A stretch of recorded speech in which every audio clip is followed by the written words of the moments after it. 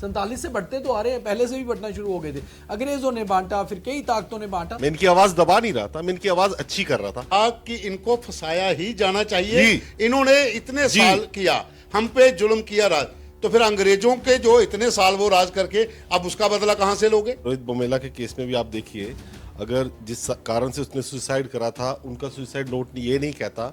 स्वर्ण जाति जिसे आप कहते हैं, अपर कास्ट, आप उनको ही रिजर्व कर दीजिए 30% देके, बस। 70 बाकी सारे रहें। जो इस समय जो बवाल है वो मैं उसको सिंपल 2 लाइनें बताऊंगा। मेरा अर्थहीन होना, मेरा तर्कहीन होना, मैं पूरे सत्य को नहीं जान पाया, या फिर मैं जानने के बाद भी अनजान बना हूं। वोट बैंक की राजनीति किसी भी राजनीतिक मूव पे पीछे होती है, बिल्कुल। वही उसका बेसिक होता है, एजेंडा भी।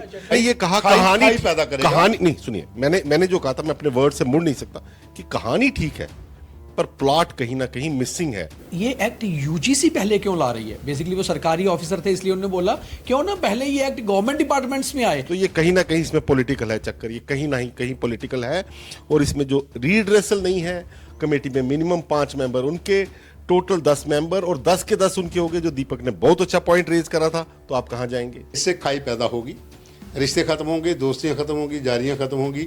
हो सकता है कॉलेज के अंदर स्वर्ण जाति के लड़के अलग से आए, अलग से चले जाएं, किसी से बात ही ना करें। कॉलेज में एंटर होगा और पहले ही बटा हुआ पाएगा अपने आप को। आप बताइए वो आगे लाइफ में क्या ये चीज भूल पाएगा? तो ये एक्ट यूजीसी क्यों ला रही है? कई जगहों पर रिएक्शंस आ रही हैं ऑल ओवर इंडिया, आ रही हैं, और कई बड़ी एक्सट्रीम रिएक्शंस आ रही हैं। उन्होंने कहा कि आप तीनों ने प्रोग्राम किया, लेकिन आप कहना क्या चाहते हो? एक वो डायलॉग भी है ना फिल्म में, भाई कहना क्या चाहते हो?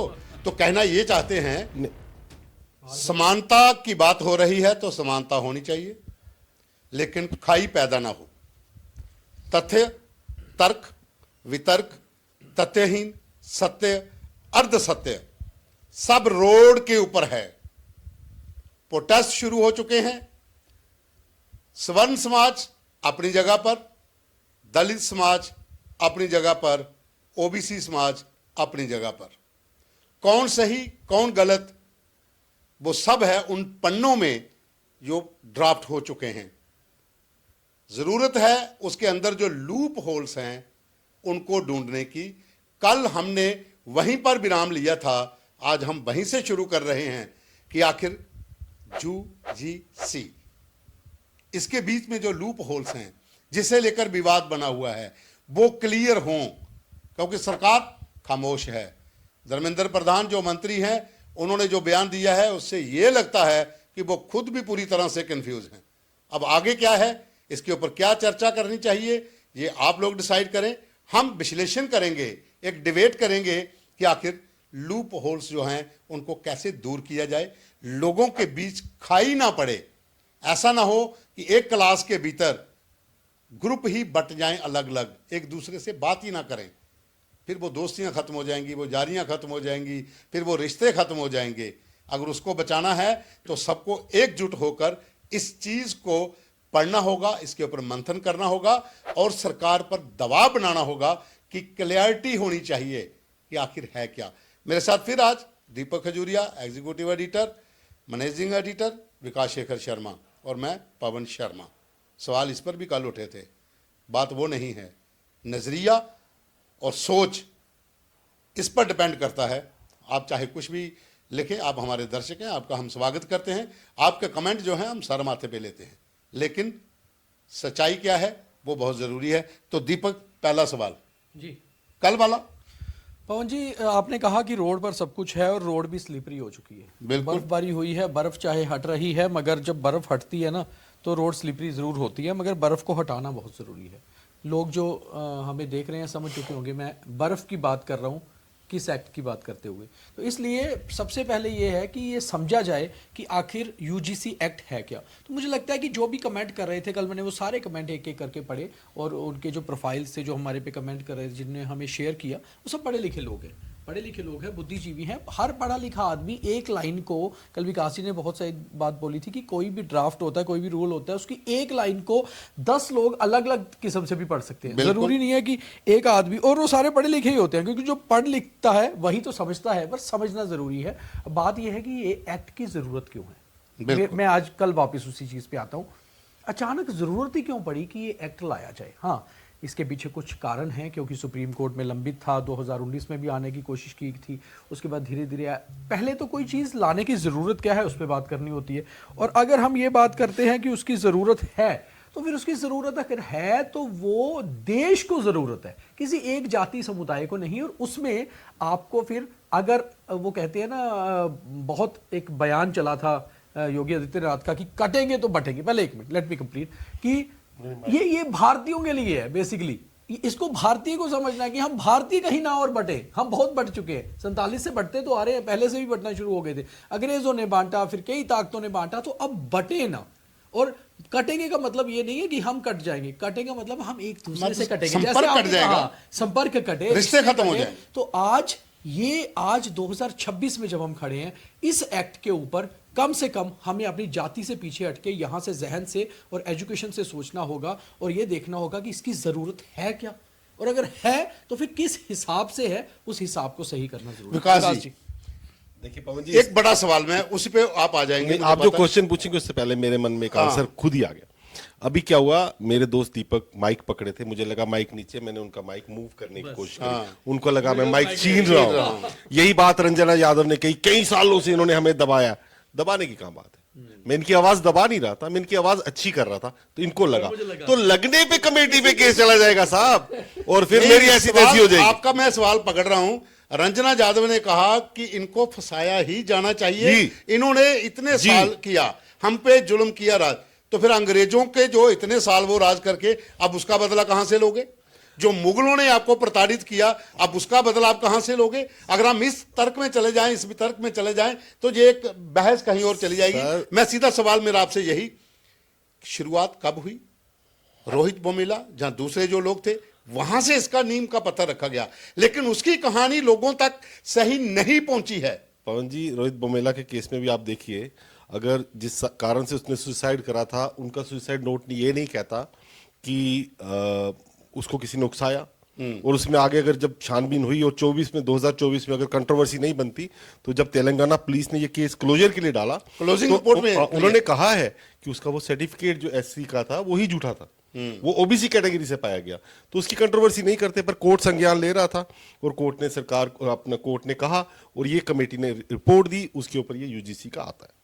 अब जब आता है तो हमने इसमें कल लूप होल्स की बात करी थी। अब लूप होल्स में बात करें, सबसे पहले जनरल कैटेगरी 45% ओबीसी हैं सर, 45 से ज्यादा होंगे अगर रीसेंट कास्ट सेंसस की रिपोर्ट होती है, 50 से ऊपर है, उनको आप इसमें इंक्लूड करते हैं, और जनरल कैटेगरी जिसको स्वर्ण आप बोलते हो उसको आप इससे बाहर रखते हैं, तो लगभग 80% को इस बिल से कवर किया जाता है, और उन 20% को जान के बाहर क्यों छोड़ा जाता है?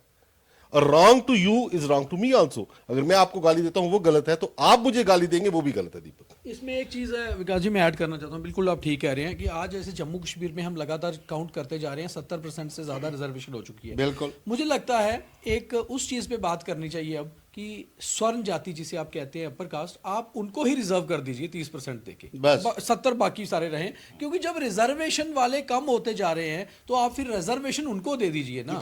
हाँ, जो कम है रिजर्वेशन तो उनको ही जरूरत है। और आप ये कैसे कह रहे हैं कि मतभेद यहां से हो रहा है? क्योंकि मतभेद अब यहां से नहीं हो रहा, अब मतभेद किसी एजेंडा से हो रहा है। तो आप वो एजेंडा समझिए, उस पॉलिटिक्स को समझिए। एक आम आदमी, हमने 26 जनवरी को जो कार्यक्रम किया था, अगर आपने वो नहीं देखा तो प्लीज देखिए।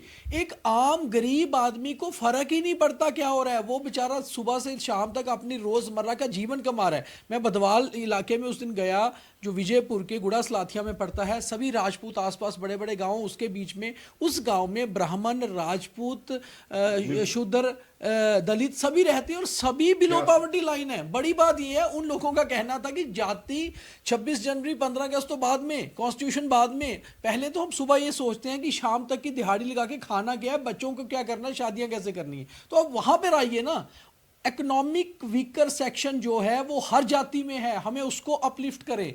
हम बहुत ज्यादा चीज को ईगो में लाकर, मुझे लगता है कहीं ना कहीं हम कल भी बात कर रहे थे, आप मान के चलिए इस एक्ट में मैक्सिमम कंप्लेंट्स गलत आएंगी, क्योंकि हम उसको हथियार की तरह यूज करेंगे। पहले ही देश में रिलीजन और जाति को वेपन की तरह यूज किया जा रहा है, और ये वेपन दूसरे को काट रहा है। वही बात आ गई कि फिर वही बात है कि बटेंगे तो कटेंगे। अब कम से कम भारतीय एक आइडेंटिटी के साथ आगे आए, अपलिफ्टमेंट करने की मैं विकास जी से एक सवाल पूछूंगा। इसमें एक जो इस समय जो बवाल है वो मैं उसको सिंपल 2 लाइनें बताऊंगा। मेरा अर्थहीन होना, मेरा तर्कहीन होना, मैं पूरे सत्य को नहीं जान पाया, या फिर मैं जानने के बाद भी अनजान बना हूं, तभी ये विवाद पैदा हुआ है। क्या इसमें वोट बैंक की राजनीति नहीं दिखती क्या? देखो पवन जी, वोट बैंक की राजनीति किसी भी राजनीतिक मूव पे पीछे होती है, बिल्कुल। वही उसका बेसिक होता है, एजेंडा भी। लेकिन इसमें देखिए जो बहुत खतरनाक चीज है कि कंप्लेनेंट के अगेंस्ट कोई रिड्रेसल नहीं, जो लूप होल्स है उन पे बात वो होना चाहिए। हाँ। थर्ड चीज ये है कि जो कमेटी बनती है उसमें 10 मेंबर होते हैं टोटल। अगर आप गिनते हैं ना जो कैटेगरीज दी हैं, उसमें से 5 मेंबर जो हैं other backward classes, persons with disabilities, scheduled caste, scheduled tribe and women, 5 को रिप्रेजेंटेशन मिनिमम ये मिलेगी। तो मान लीजिए कम से कम 5 होंगे। कहीं आपका ये होता है कि ओबीसी भी हो और वुमेन भी हो तो एक और जनरल कैटेगरी का बढ़ जाएगा। तो इसमें भी अगर ये 5 घुसते हैं तो 5 ऑलमोस्ट मेजॉरिटी बना सकते हैं, क्योंकि 5 5 10 और एक उधर से आया वो मेजॉरिटी में ओवर रूल कर देंगे। और उससे होगा क्या, जो कॉलेज में इन कैटेगरीज के बच्चे हैं वो उन्हीं मेंबर्स के आसपास घूमते रहेंगे और प्लॉटिंग करते रहेंगे। तो झूठी शिकायतें आएंगी और लोगों को फंसाया जाएगा। जब कॉलेज में आप आते हो, गैंग्स बनते हैं, वहां कई तरीके की लड़ाइयां होती हैं। गाली किसने दी, किसको दी, वो इंपॉर्टेंट नहीं रह गया। गाली देने से फायदा किसको होता है ये देखना पड़ेगा। इसमें एक चीज और थी, हमने कल बात छोड़ी थी उसी चीज के ऊपर। क्या आपने जब इसको पूरा पढ़ा, आपको ये कहीं ना कहीं ये जरूर लगा कि ये मैंने ये कहा खाई कहानी पैदा करेगा? कहानी नहीं, सुनिए, मैंने जो कहा था, मैं अपने वर्ड से मुड़ नहीं सकता कि कहानी ठीक है पर प्लॉट कहीं ना कहीं मिसिंग है, कहानी अधूरी है। तो पिक्चर इसमें बाकी है। अगर कोर्ट इसको पूरी कर दे, यूजीसी पूरी कर दे, तब आता है। इसमें कोर्ट क्या संज्ञान लेती है वो डिपेंड करता है उस डेट नहीं, यूजीसी को भी देखना होगा। अब हाँ। इतना हु हल्ला अगर देश में मच रहा है, यूजीसी की आप इग्नोर नहीं कर सकते दीपक। यूजीसी की मैं एक बात आपको कहूं, यूजीसी का कहीं पर भी कोई इतना बड़ा रोल नहीं है भारत की उस शिक्षा प्रणाली को सुधारने का। बिल्कुल। इनके ऊपर केस पड़े बिल्कुल हैं, साहब सही कह रहे ये हैं। यूजीसी का बहुत बुरा हाल है। नहीं नहीं नहीं, हाँ। बाबूजी, 2 चीजें हैं। अब इसमें 2 चीजें बड़ी अहम हैं जिसपे कल जब हमने पहला शो किया था तो जो चीजें निकली, बहुत सारे लोगों के फोन भी आए। शायद कई ऐसे लोग होते हैं जो ऑफिशियल पोजीशंस पे होते हैं, वो आपको कमेंट हाँ। नहीं कर सकते, आपको देखते हैं और फिर कॉल करके आपसे डिस्कस करते हैं। तो 2-4 ऑफिसर से मेरी बात हुई। खैर उनका नाम लेने की जरूरत नहीं है, वो किस पद पे हैं ये जरूरत नहीं है, बट वो अलग अलग धर्म जाति से हम हैं, सभी हैं तो एक ही समाज के। तो उन्होंने बहुत अच्छी बात कही। उन्होंने कहा कि ये एक्ट यूजीसी पहले क्यों ला रही है। बेसिकली वो सरकारी ऑफिसर थे, इसलिए उन्होंने बोला क्यों ना पहले ये एक्ट गवर्नमेंट डिपार्टमेंट्स में आए। जहां तक आदमी इतना मैच्योर हो चुका होता है कि वो इस चीज को सोचे।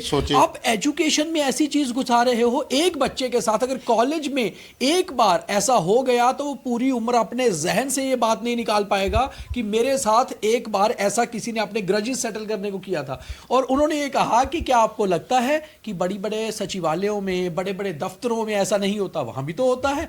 जिस मेंटालिटी का ऑफिसर कई बार आ जाता है वो कई बार अपने ग्रजेस सेटल करता है, अपने स्कोर सेटल करने करता है। तो गवर्नमेंट डिपार्टमेंट्स में ऐसे एक्ट लाया जाए ना। तो उसके स्कूलों में रिजल्ट क्यों? फिर नीचे जाओ। मतलब कॉलेजेस एजुकेशन, हाँ कॉलेजेस में क्यों? नहीं, मैं बताता हूं। आप ऊपर नहीं, मैं स्कूलों की चीज बोलूं कि आने वाले समय में स्कूलों इसका में भी आ रीजन सकता है, है। जैसे बच्चे की पहली गुरु उसकी माँ जब माता होती है तो पॉलिटिक्स की पहली क्लास, पहली जमात कॉलेज से शुरू होती है। हाँ। स्टूडेंट पॉलिटिक्स से ही सब शुरू होता है। तो टेस्टर या टीका वहीं लगाकर देखा जाएगा ना पवन जी। तो ये कहीं ना कहीं इसमें पॉलिटिकल है चक्कर, ये कहीं ना कहीं पॉलिटिकल है। और इसमें जो रीड्रेसल नहीं है, कमेटी में मिनिमम 5 मेंबर, उनके टोटल 10 मेंबर और 10 के 10 उनके हो गए। जो दीपक ने बहुत अच्छा पॉइंट रेज करा था, तो आप कहां जाएंगे? और फिर उसके आगे स्क्वाड बनेंगे, कोऑर्डिनेटर्स बनेंगे, डिफरेंट बैचेस में, डिफरेंट सेक्शंस में वो चुगलियां करेंगे, झूठी कंप्लेंट्स करेंगे। और दीपक ने बड़ी अच्छी बात कही, 5 लड़के जो इन कैटेगरीज से आते हैं वो एक उच्च समाज की लड़की को छेड़ते हैं, जो उसको तंग करते हैं और उनको कहती है कि मैं आपकी शिकायत करूंगी, और उल्टा जाके वो उसकी शिकायत करते हैं। वो लड़की घेरे में आ गई, ना कि ये सब अंडर दीज रूल्स। आप उसको कवर कैसे करेंगे? एक चीज और है, दो वो फीमेल है जिसमें मेरा जो फोकस था ज्यादा कि इसमें, जैसा मैंने स्टार्ट में कहा था, इससे खाई पैदा होगी, रिश्ते खत्म होंगे, दोस्तियां खत्म होंगी, जारियां खत्म होंगी। हो सकता है कॉलेज के अंदर स्वर्ण जाति के लड़के अलग से आएं, अलग से चले जाएं, किसी से बात ही ना करें कि भाई हम पे झूठा केस पड़ जाए। यहीं से बात शुरू करते हैं ना। जो लोग हमें देख रहे हैं आज, यंग जनरेशन भी देख रही होगी, हमारी उम्र वाले भी और हमसे बड़े भी। यहीं पे सब अपने अपने दिमाग में सोचिए जो हम तीनों बात करने लगे हैं। पवन जी मुझसे जितने बड़े हैं और उनसे छोटे जितने विकास जी हैं और मैं, हम अलग अलग कैटेगरी में अपने स्कूल कॉलेज में पढ़े हैं। क्या हमने कभी अपने क्लासेस में ये जज भी किया था कि कौन सा दोस्त हमारा किस जाति से है और कितनी रेशो है? तो आप लोग तो क्या कर रहे हैं, आप तो ये करने जा रहे हैं इस एक्ट के जरिए कि कॉलेजेस में अब तो क्लासरूम में भी सेटल हो जाएगा बिल्कुल। कि किस कैटेगरी के कितने छात्र हैं। मतलब 100 में से आप तो क्लास को ही बांट रहे हैं। तो जो छात्र अपने करियर के बड़े सपने लेकर कॉलेज में एंटर होगा और पहले ही बटा हुआ पाएगा अपने आप को, आप बताइए वो आगे लाइफ में क्या ये चीज भूल पाएगा? तो ये एक्ट यूजीसी क्यों ला रही है? इसको गवर्नमेंट क्यों नहीं ला रही? गवर्नमेंट डिपार्टमेंट्स के भीतर पहले वहां से शुरू करें ना, देखिए फिर नीचे आते हैं। इसमें एक चीज और है, ये एक लाने की आंकड़ा है, जरूरत क्या है? ये एक आंकड़ा है, आप इसको सर्च कर सकते हो, आपको प्रूफ मिल जाएगा। हिंदुस्तान में जितने भी कॉलेजेस में ये वाली कंप्लेंट्स आई वो है 0.0018 ओवरऑल जो स्ट्रक्चर है, 2.5 करोड़ छात्रों में से इतना 300 साढ़े 300, और उनमें से 70% ज्यादा ओबीसी पे मामले दर्ज हुए थे।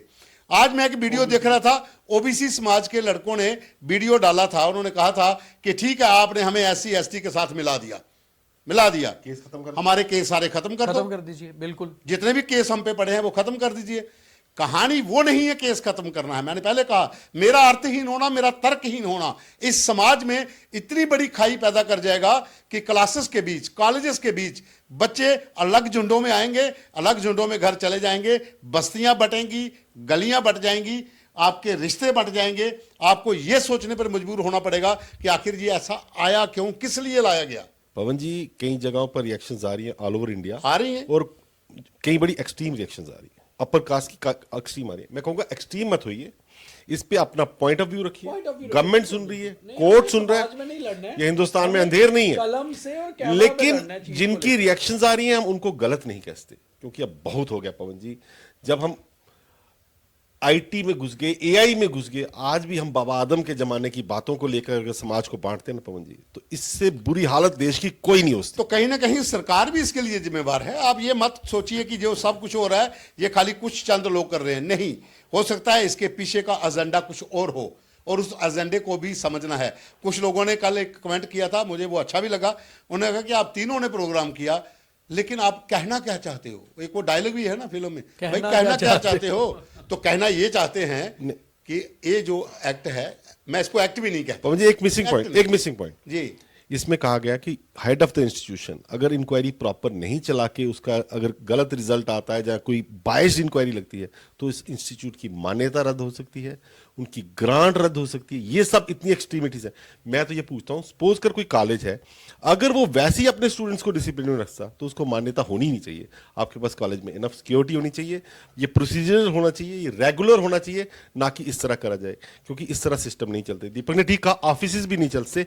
और अगर इतना आपको लगता है कि इतना जंगल रूल इंडिया में है, ऐसे रूल्स आज भी लाने पड़ेंगे, तो कहीं ना कहीं आप समाज को बांट रहे हैं। और जब समाज को बांट रहे हैं तो जिनके साथ गलत होता है वो अपर कास्ट के हों और वो आवाज उठाए और आपको ये गलत है, वो गलत नहीं है, वो बिल्कुल ठीक है। मैं इस हक में हूं, आवाज उठाना हर व्यक्ति का लोकतांत्रिक अधिकार है। मेरे साथ गलत होगा, मैं आवाज उठाऊंगा। इसके साथ गलत होगा, इनके साथ गलत होगा, या कैमरे के पीछे खड़े व्यक्ति के साथ गलत होगा, वो भी अगर आवाज उठाता है तो वो जायज है। लेकिन हमने आवाज किस लिए उठा रहे हैं, पहले वो क्लियरिटी होनी चाहिए। जो लूप होल्स की हम बात कर रहे थे, इसमें 3 बड़ी चीजें आज हमने आपको बताई। और आपको एक चीज और देखनी होगी कि आखिर सरकारों की चुप्पी क्यों है, विपक्ष की चुप्पी क्यों है। आप किस पार्टी पहले ये साफ किया था, किस पार्टी के साथ आप बात करोगे? हर राजनीतिक दल को इसके ऊपर अपना स्टैंड क्लियर करना बहुत जरूरी है और हम यही कर रहे हैं। सभी राजनीतिक दल आगे आए, अपना अपना पक्ष रखें। देखिए, एक बहुत बड़े विद्वान हैं, उनका वीडियो मैं आज सुबह देखा, उन्होंने कहा कि ठीक है यार, ये हो गया, आप बीजेपी को वोट नहीं दोगे। कांग्रेस के मेंबर थे, कांग्रेस को दोगे क्या? तमाम राजनीतिक दलों के ग्रुप इस ग्रुप के अंदर थे, तो फिर किसको वोट दोगे? इसलिए सरकारों को आप पर चुप्पी तोड़नी होगी, विपक्ष को तोड़नी होगी, इस मसले को क्लियर करना होगा।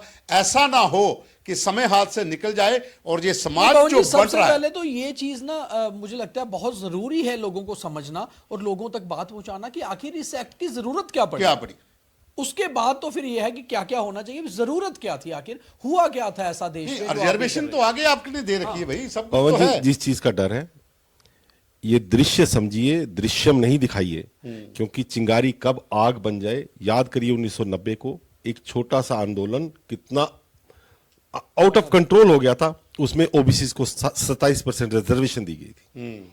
और अगर आप देखेंगे अंक ज्ञान के हिसाब से 1990 एक नंबर था, 2026 भी क्या कहीं हम उस ओर जा रहे हैं? सो कहीं ना कहीं खतरा है। को अलग करें, हम एजुकेशन नहीं नहीं, मैं निमराल नहीं, मैं आपको कुछ कह रहा हूं। कई बार चीजें लाइटली ली जाती हैं। मुझे आज भी भरोसा है सरकार इसको एड्रेस करेगी, कोर्ट इसको एड्रेस करेगा, और टाइम रहते इस चिंगारी को भभकने वाली आग बनने से रोका जा सकेगा। बस हम आखिर में आपको यही कहेंगे, पवन जी कंक्लूड करें इससे पहले मैं यही कि समाज को बंटने मत दीजिए, अपने हक की बात करिए मगर अपने दायरे में रहकर करिए। अब देखिए सवाल ये है कि कल हमने इस पर बात की, आज भी हमने इस पर बात की। बात अब करना जरूरी भी है, क्योंकि जब आप बात नहीं करोगे तो लोगों तक पिक्चर सही नहीं पहुंचेगी। और रोड पे हर कोई आना चाहता है, आए हुए हैं, प्रोटेस्ट भी चल रहे हैं, अपने अपने हक की बात हो रही है। जनरल कैटेगरीज वाले भी हैं, ओबीसी वाले भी, एसटी एससी वाले भी। लेकिन आप कुछ भी करिए, एक चीज का ध्यान रखिए कि देश के भीतर ये वाला जो इशू बना है, इसके बीच में कहीं ऐसी कोई खाई ना पड़ जाए कि आपको फिर पछताना पड़े आपस में मिलने के लिए, आपस में एक दूसरे को देखने के लिए। और ये मैं कहीं कहने से कभी नहीं पीछे हटूंगा कि बहुत से लोगों की इंटरकास्ट रिश्तेदारियां भी हैं, क्या फिर आप उनको भी तोड़ोगे? तो इसी के साथ ही नहीं पवन जी, क्योंकि एक्सीडेंटली कल सबने नोटिस करा, कमेंट्स में आया, हम बाई चांस शर्मा लिखते हैं, सोकाल स्वर्ण समाज से आते हैं, हमारी तरफ से भी अपने समाज वालों को भी अपील है, because beyond this we are also in the community. नहीं, हमें अपना पॉइंट ऑफ व्यू रखना है, आपको अपना पॉइंट ऑफ व्यू रखना है, उगर नहीं होना है। Mob has no mentality, government समझ रही है, सुन रही है, कोर्ट देख रहा है, संयम बरतिए, जरूर इसमें चेंज होगा। जय हिंद, जय भारत। बाकी आज का विराम यहीं पर, इसके बाद कुछ और लूप होल मिलते हैं, उसे लेकर फिर बात होगी। आप अपने कमेंट्स रखिए, लाइक करिए और शेयर करिए। मिलेंगे एक और नए एपिसोड में।